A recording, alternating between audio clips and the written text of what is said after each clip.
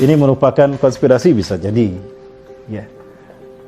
Lupakah kita kalau Rasulullah SAW pernah bersabda ketika ditanya oleh para sahabat di saat perang Ahzab berkecamuk, kaum muslimin terisolasi di suatu daerah sampai kaum muslimin bahkan Rasulullah sendiri kelaparan. Lalu kemudian Rasulullah salat sunat 2 rakaat. Dalam salat itu panjang sekali bacaan Rasulullah sampai para sahabat berkata, "Ya Rasulullah, ma ra'aituka tusalli salatan atwala min hadhihi shalah. Famadha taqra fiha ya Rasulullah?" Wahai Rasulullah, kami belum pernah melihat Anda salat sepanjang ini Rasulullah. Padahal salatnya sama 2 rakaat. Apa yang Anda baca? Rasulullah SAW mengatakan, aku meminta 3 hal kepada Allah. Yang pertama, aku meminta kepada Allah Azza wa Jalla agar umatku tidak dihabiskan oleh satu musibah sekaligus habis umatku. Sebagaimana musibah kelaparan di zaman Nabi Yusuf alaihissalam atau zaman Firaun.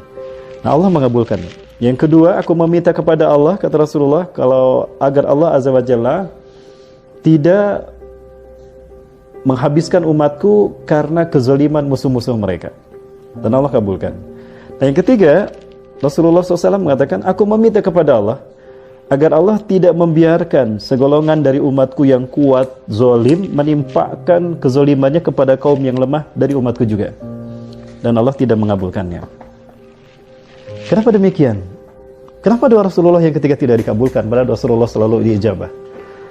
Kalau kita perhatikan, efek atau terjadinya peristiwa sekelompok kaum yang kuat, zalim, menimpakan kezalimannya kepada kaum yang lemah, itu tidak terjadi melainkan ketika umat terpecah belah. Ketika umat terpecah belah, maka kemampuan orang-orang yang zalim ini bisa jadi ditimpakan kepada orang-orang yang lemah dalam bentuk apapun. Dan ini merupakan efek dari ketika umat Islam tidak lagi berpegang teguh pada Quran dan Sunnah. Perpecahan di tengah-tengah kita itu mengakibatkan fitnah yang dahsyat. Salah satu fitnah itu adalah virus corona ini.